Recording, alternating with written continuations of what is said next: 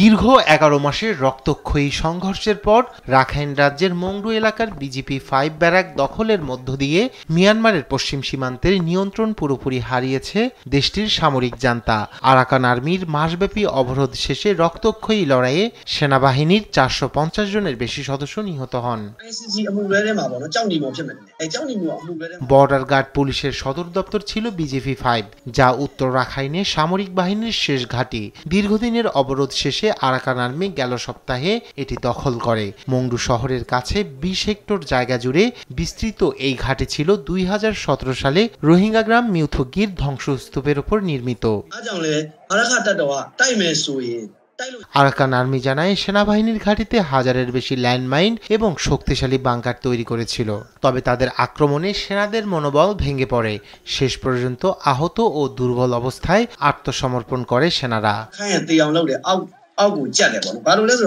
অবরোধ চলাকালে মিয়ানমারের সেনাবাহিনী মংডুতে বোমা বর্ষণ করে, তবে তা পর্যাপ্ত ছিল না।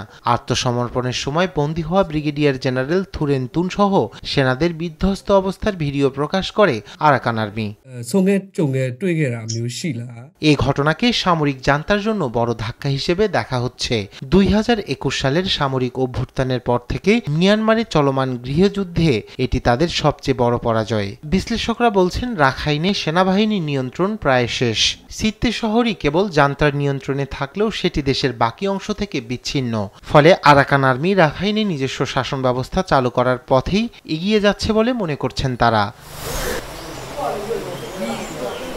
এদিকে মংডু আরাকান আর্মির দখলে চলে যাওয়ায় বাংলাদেশ ও মিয়ানমারে দুপারেই রোহিঙ্গাদের নিরাপত্তা ঝুঁকি বেড়েছে।